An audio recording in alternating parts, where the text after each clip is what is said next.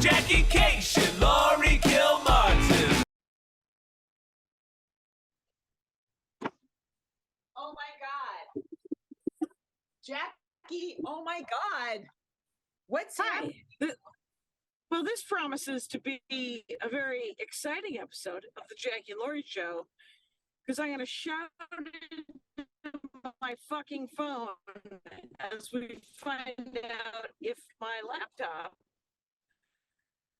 which I was trying to find a place that it wasn't good at the FedEx and Kinko's thing was closed. So I went to the Panera next door to see if I could do that.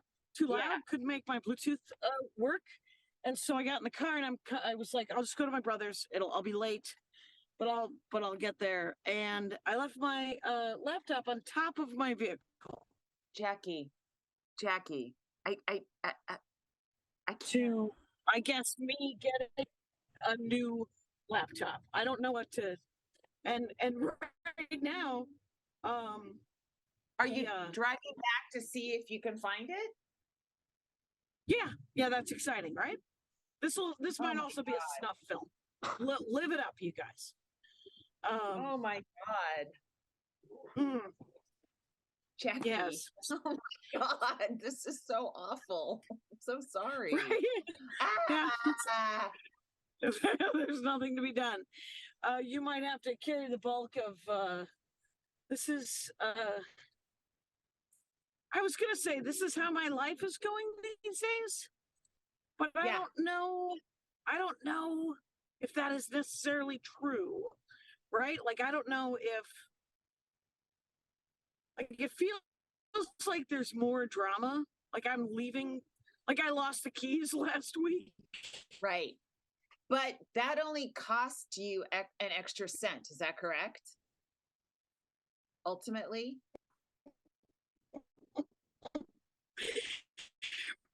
10 hours later.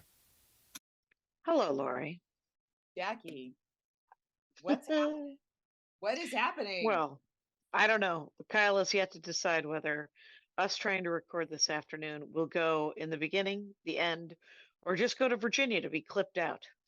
We'll decide in real time. An uneven 10 minutes, right? Does that sound about right? Uneven 7, yeah. Okay. Yeah. And well, we tried to record at what would have been 2 p.m. Milwaukee time, and so I went to a FedEx Kinko so that I could whisper into my laptop, like has been done on other shows.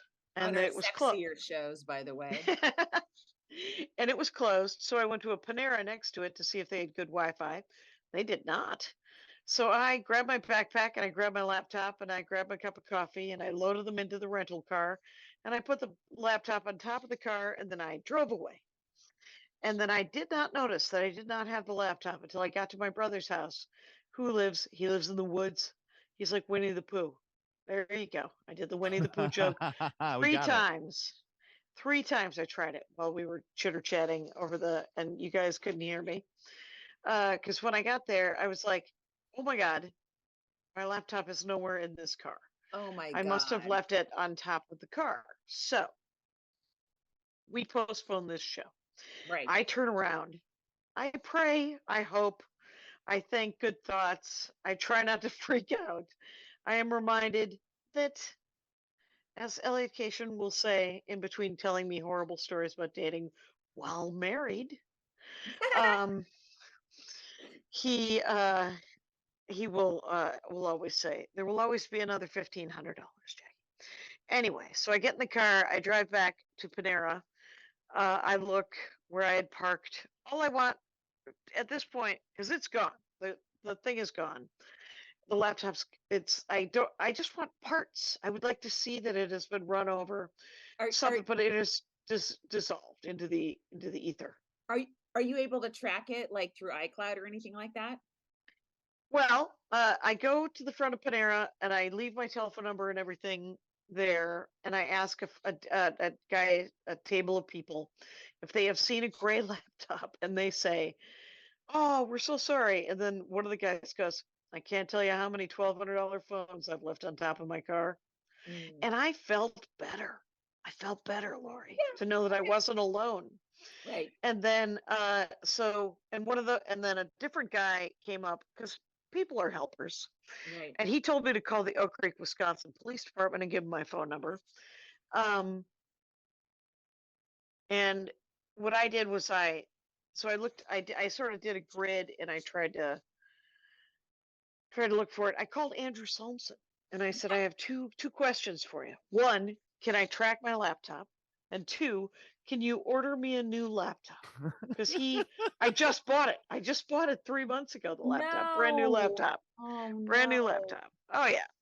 And though he does have Andy's old laptop, I wonder if it could be cleaned up in some way and I could use that.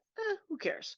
But here's the scoop. And Andrew said, yes, I can track your laptop, and let us exhaust that before we do number 2.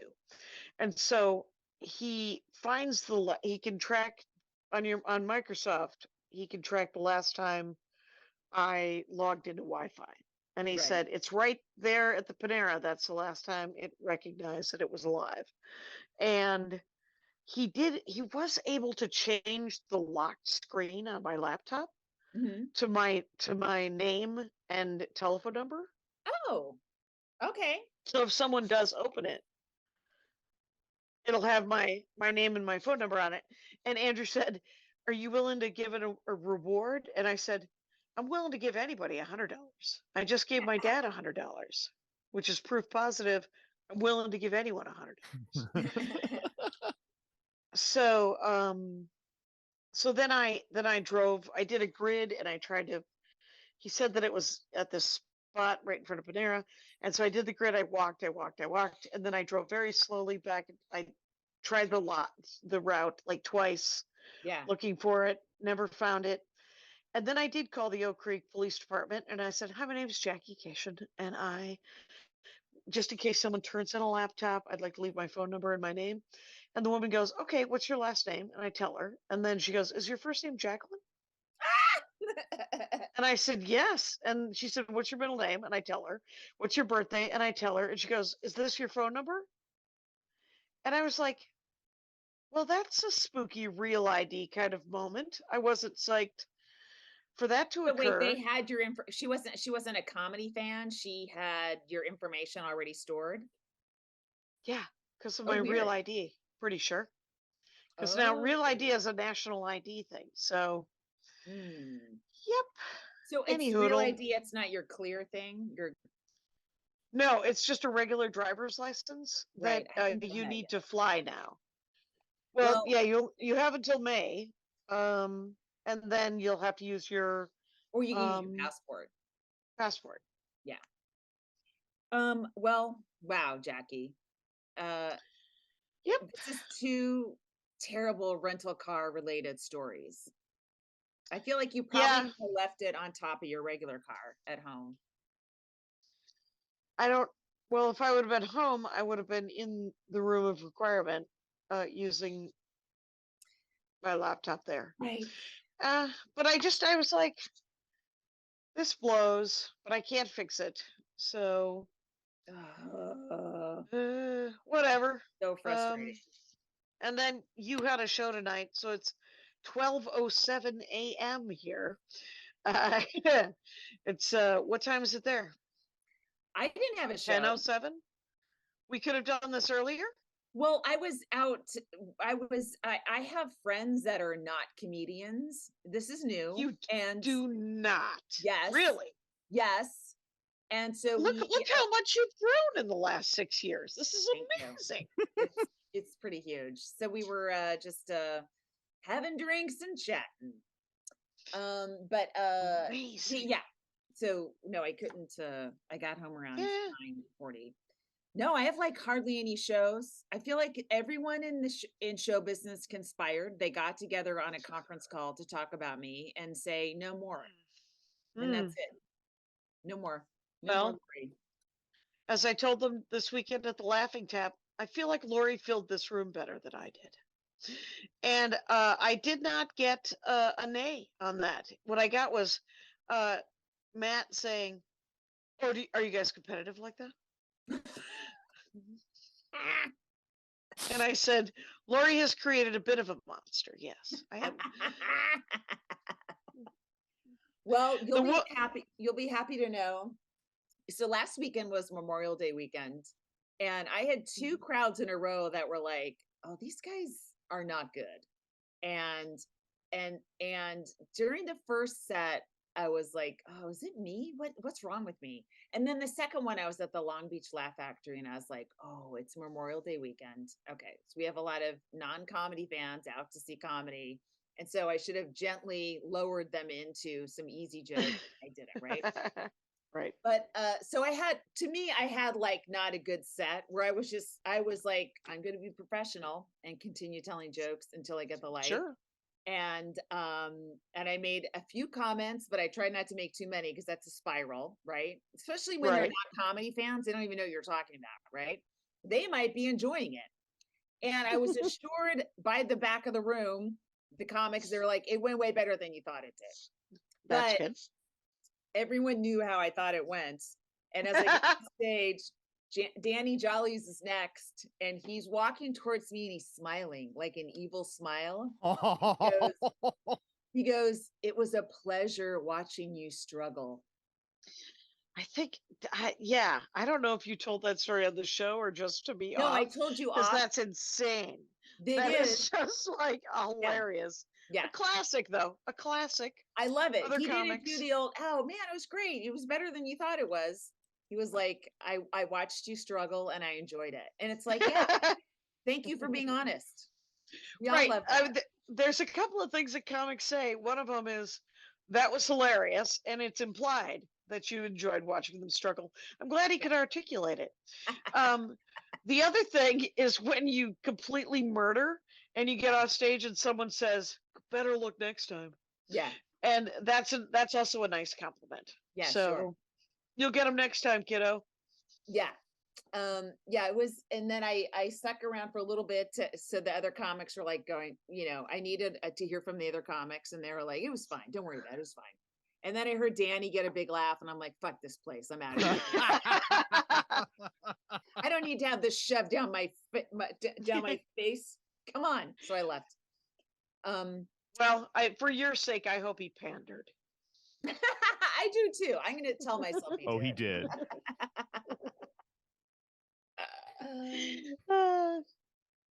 Yeah. So, but I had I did a benefit on Thursday for Yeah. immigrant rights Yeah. Oh, in San Francisco, right? in San Francisco. Super fun. Except, and I had the sweet spot. There was an MC, a guy I didn't know, Bassam Youssef, Yeah. and then he brought Sheng Wang up, and Sheng was great, Mm-hmm. and Bassam was good, but he went a little long, Mm-hmm. and then he did a lot of time in between people, Mm-hmm. and then I went up, and I did fine, and it was lovely, and then they had an auction and a hostage situation to raise some more money, and then Aparna went up, and but it was literally like 15 minutes between me and like Aparna. a long show. It was, If well, you had an auction between the comedians, that's a lot. yeah, It's a lot to get the it's not audience. recommended. It's No, not and recommended. they can't refocus. They have a hard time. They're like, either they won something or they didn't, and now they're angry. She killed and did great, but Yeah. it was literally like, we have a matching gift. We're gonna need you guys to reach deep and donate right now. Oh. And Well, luckily there were 3 rich people in the audience who were like, "We would like the show to continue. Here's some money. Please end this show." And it was and I was like, "Well, you guys are smarter than you think. You're great." what venue? Super smart. Was it at a comedy club or a theater? No, or- the Presidio. Oh, where in the Presidio? Like where? A theater in the Presidio. Is there more than one? What was it at the Palace of Fine Arts or the Presidio is like a former army base? My dad was stationed. Right. So that's why. So it's a giant. The Presidio is the whole park. It's the whole. There's a huge area. It's the whole area. Yeah. Barracks and stuff like that. And yeah, I think it was It might have been the Palace. It was a big theater. Yeah. So So yeah, so it's like how Fort Bragg is or something, or Fort Liberty as it's called now. But I don't okay. know where that is. All right. Well, The history of forts. Welcome to Laurie Kilmartin's sounds history of lovely. forts. No, my dad stayed in Presidio, and that's where he fell in love with San Francisco, and then came back with my mom after he got married. He was stationed there either before or after his time in Korea. I think after. Anyway, And so he felt otherwise we would have been Chicago kids. I'd have it. I'd be all. You and I would have worked together doing Funny Bones in the 80s and 90s, but instead it became a San Francisco weirdo. And I never did work the Funny Bones. So sad. Oh. Still don't, as a matter of fact. Very also still sad. Yeah. But I'd like to. Yeah, me but too. So be it. Yeah, but the shows were really good. The feature is this woman. Oh, at the Tap? Her name's at the Tap, and she is a Chicago comic, and she'll be a future comic of the week. But she was so funny, so funny, and cool. she reminded. This is a bit of a. She's about 15-20 years younger than me, and reminded me a lot of me. Yeah. And was super, super funny. Yeah. Bit of a burn. It stung a little bit, Laurie. Not gonna lie to you. Yeah. Oh, she was like, killing? Oh, she was more. I literally the first set I saw her do on Friday, I was like, oh, they don't need me. She could do another hour. And they would have kind of seen me. So it was, she was great. Yeah. So that's nice. That's always good. Yeah. I'm in Milwaukee until this coming Friday. I am at the Lincoln Lodge in Chicago. Feel free to come out, everybody. Feel free to load this building up, because it's my triumphant return to Chicago or Chicago land, which is scary for me. So feel free to fucking figure it out and come to the Lincoln Lodge and tell everyone about it. Please do. And then there's only one show, and but until then, I was gonna help my friend Stefan with his yard sale this week, and it turns out in South Milwaukee, because I'm in Milwaukee. Okay. I was gonna help a friend of mine from high school with a yard sale, and he called me on Thursday, and he's like, he has like bronchitis or something, except for that he didn't sound like he had bronchitis. He said he had a bad cold flu and he didn't want to do it. And I was like, well, I certainly don't care if I don't spend, 5 days, 4 hours a day sitting in your front yard selling microwaves or whatever. Why are you helping people like this, Jackie? Stop it. He's a friend of mine. But the thing is I know friendship is new to you, or having a group of people. But I don't have no one is a garage sale friend as far as I'm concerned. Nobody, not even you. You're on your own. You're having a garage sale. I'm here to narc on you and narc on him and say, sure, you're sick. Yesterday he went to Crusherfest, and first of all, the words Crusherfest should be a giant red flag to anyone. It is. Yeah. The Crusher was a professional wrestler in the 70s. He was from South Milwaukee. There is currently a statue of the Crusher that is a new statue of the Crusher. And now there's something called Crusherfest, and it's a wrestling festival in my hometown. That's incredible and expected. And sad. Jackie? They had a brat eating contest. That sounds horrible. I'm going to suggest your friend has COVID. Everyone has COVID. They don't want to have COVID. They'll tell you they have something else because they're taking home tests, and home tests don't catch everything. People have COVID. Dave Anthony just tweeted this, the Blue Jays, the Toronto Blue Jays. They're like 5 of them are out because of a mystery viral illness. Guys, it's no fucking mystery. What the fuck? People, it's still out there. And wastewater COVID in New York City is like on the rise, but then no one's keeping track anymore. We're all on our own. Ugh. Whatever. But stay away from Yeah. your friend because he's sick. Yeah, he's probably has COVID. I would not be surprised if he had COVID. Mhm. So we're not gonna do the thing. No. And that's fine. It's just fine. I don't need to.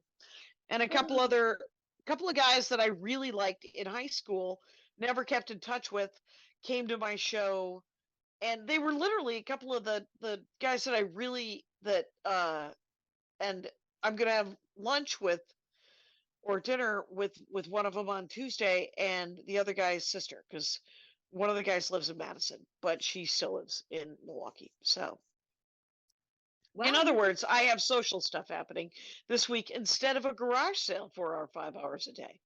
Yeah. So It's ridiculous. I listened to I guerrilla recorded my dad at lunch today, where he would not stop talking to me about selling toupees in the late 60s. And I was like, oof. The toupee, I Jackie, used to do the toupee joke. Yeah. you're gonna love that video. You're gonna love that audio in 5 to 10 years. Sure. Keep Or doing tomorrow. it. Right. Keep doing it. Yeah. He's I didn't record where he was telling me about him dating. And me real close to shouting, "You were married."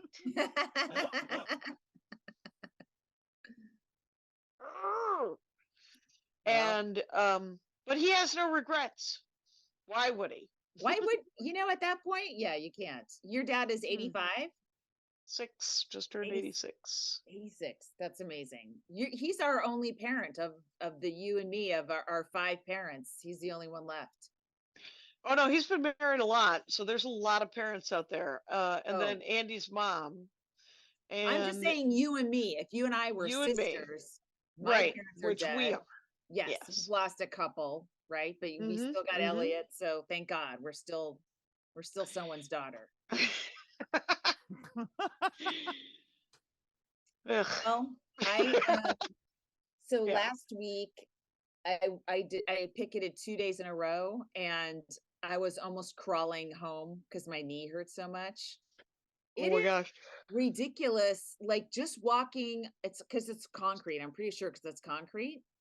Because I'm walking in good shoes. It is really painful at the end of the second day. So I'm thinking maybe I'll go every other day. And so I don't blow my knee out or something. I don't know. I feel guilty when I'm not picketing because I hear them. Yep. Down the Right, they're street. right there. Yeah. And I'm like, oh, my knee, I can't, Yeah. Yeah. So maybe picket one day, just swim a lot the next day to exercise it, even though you're still probably swimming every day, right? No, I go a couple days a week. I'm changing my workout so that I'm working more on my technique, because I think I actually might want to start competing again soon. Since I'm out of show business apparently, and I'm never going to work again, I might as well do something I like to do. Swimming podcast. Yeah, I don't know. We'll see. But I just was like on autopilot for a little bit with workouts, and I thought, well, let me just switch it up, and maybe I can get back into, see if I can pull a 100 breaststroke out of myself. See what the record for my age group is, a 110, which is pretty fast. I don't think I would ever see that. Is that seconds? 110 seconds? A minute and 10 seconds, so 70 seconds. Okay. But it's like, like I looked at all the age group records and stuff, and it's interesting when women drop out of master swimming. It's the parenting years, right? The guys, you look at the guys' records, they're all recent, right? Every guy 40, 50, they're all still competing, they're all racing. And then the women, like one of the top 10 swims for the 100 breast of my age group is from 1973. Oh my God. It's not that fast. It's just like, so there's no one just